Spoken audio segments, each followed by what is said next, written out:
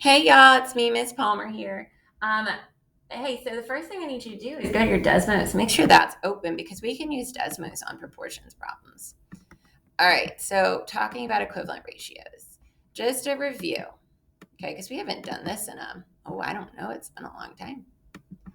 All right, so are these tables proportional? Something is proportional if it has the same unit rate. Remember that? You can find the unit rate by dividing your y over your x. Okay, so on this table, we have a y, it's down here, and we have an x, it's right here. Okay, we have to do y over x. So I want my 2, which is my y, okay, over my 8, which is my x. Okay, so we got our y on top and our x on the bottom. And what we're going to do is we're going to go back and we're going to put this in Desmos. Okay, 2 divided by 8. And we get 0.25.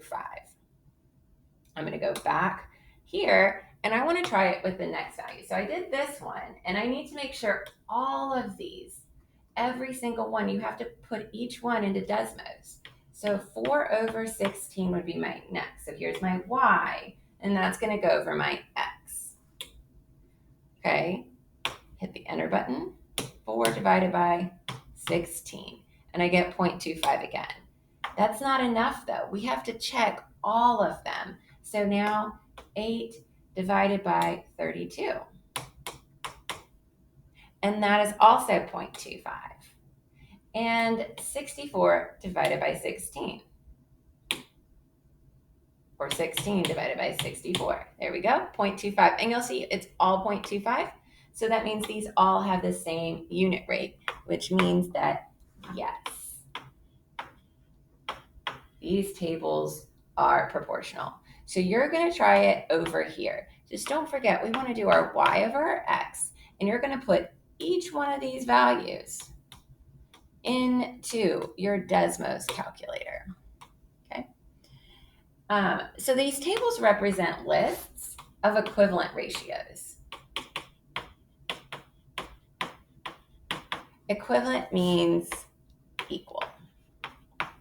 All right, so let's look back up there. We know 2 over 8, that's going to be equal to 4 over 16. And we check because they are proportional.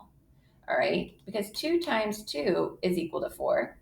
And if we multiply 8 by 2, we get 16. So now we're going to take a look down here and we're going to draw some of these out. So I'm going to do 2 with you and then you're going to do this one on your own. 1/2 is equal to 4 over 8. Well, what can we multiply 1 by to get 4? 1 times 4 is equal to 4. Is 2 times 4 8? Yes. Yes, it is.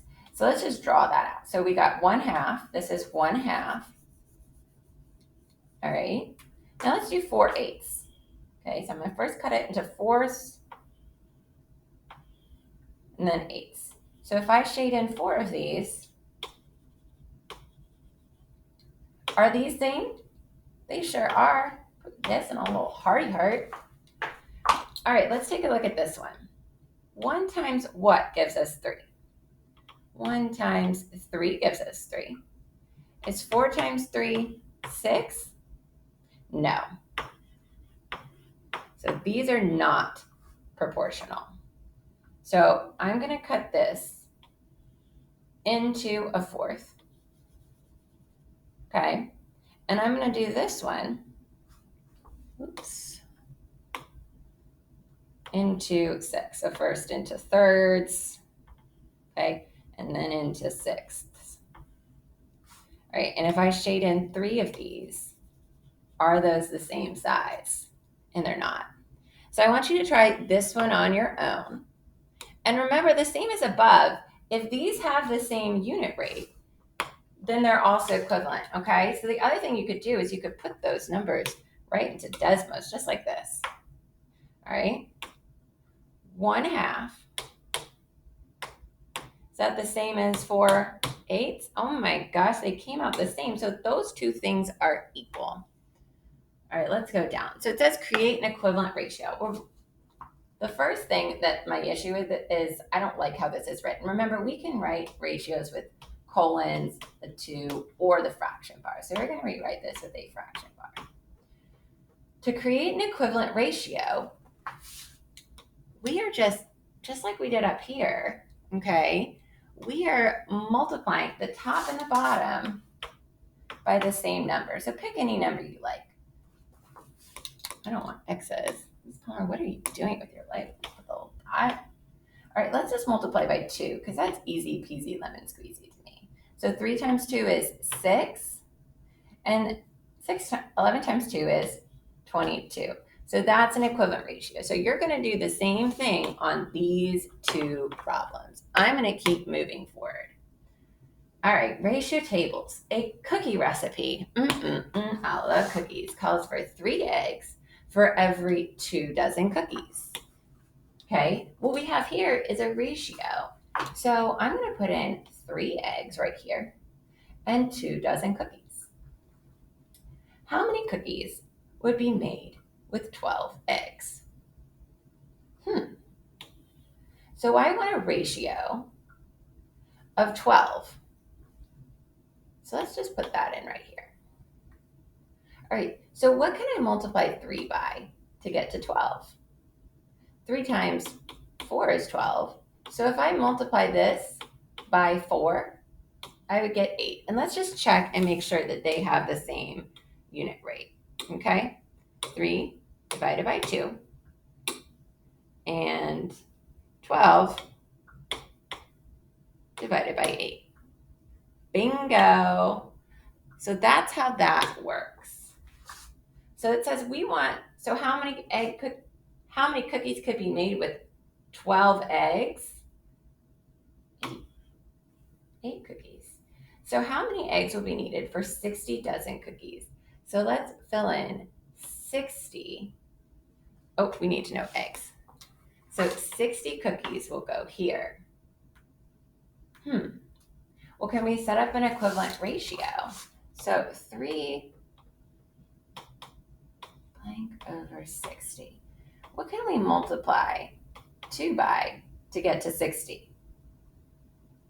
We're going to multiply 3 by that same number. 2 by 30 would give us 60. So 3 by 30 would give us 90. I want you to try the same thing, but with the number 9 in here for eggs. Okay, and you're going to fill that in. So ask yourself, 3, I don't know that there. 3 over 2 is equal to 9 over what? How do we get from here to here? How do we go from here to here? All right, a developer earns $6 for every 21 apps downloaded. So we're going to go ahead and fill that in. $6 for 21 apps. How many apps will need to be downloaded to earn 84?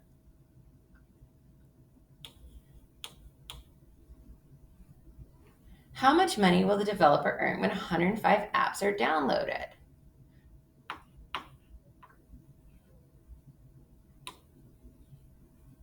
And then finally, I want you to try it with the number 42 in here. So again, we're setting up an equivalent ratio, okay? Remember, this will always be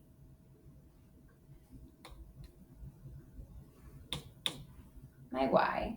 On questions like this, it's really hard to tell which is the x and the y, and it doesn't matter as long as you're consistent. But let's make sure money is always our y is equal to the money goes on top, 84 over what? How can I find out 6 times what would give me 84? I could use my Desmos if I don't know. If I want to know, I could do 84 divided by 6. So that means 6 times 14 would give me, 14 would give me 84. Okay, So finish that one out for me. And how much can the developer earn when 105 apps are downloaded? So let's set it up one last time. Then I'm moving on. You got to do it on your own. Okay, apps goes on the bottom. Okay, so we need to figure out how to go from here to here. And then you're going to do this last part on your own. All right, find the missing value. Edgar reads 78 books in 13 months. That's right here. Okay, so the first thing we need to do is we need to find our unit rate. Okay, so our y over our x, 78 divided by 13.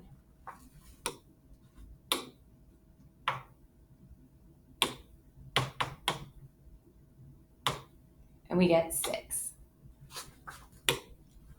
6 is my unit rate. So we are multiplying x by the unit rate. So whatever we have, I'm going to rewrite that with the dots because we are supposed to use it.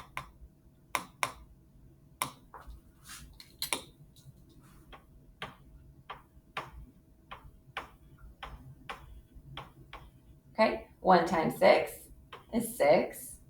I'm not sure what times 6 gives me 24. And I'm not sure what times 6 gives me 42. 10 times 6 is 60.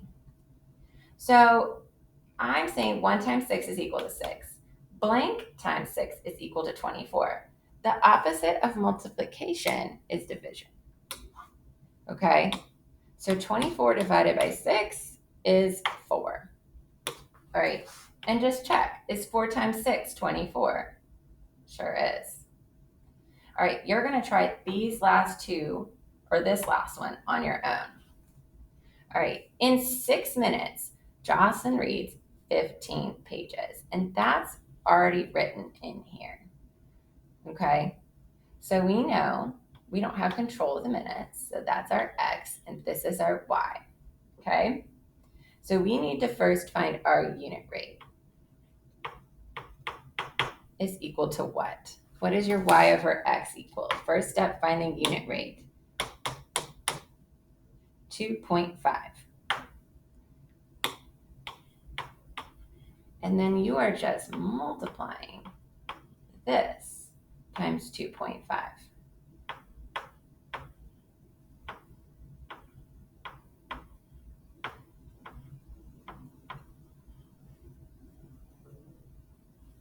We don't have anything in here. It doesn't tell us. So we can make one up. But we'll come back to that. All right, 18 times 2.5. Is that 45? It should be. They're giving it to us. It is 45. All right, so something times 2.5 is 60. Well, I don't know what times 2.5 is 60, so I think I'm going to do the opposite. 60 divided by 2.5 is 24.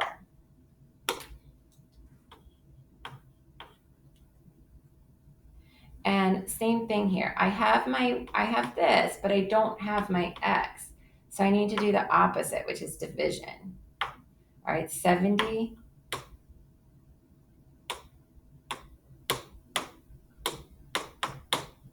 is 28.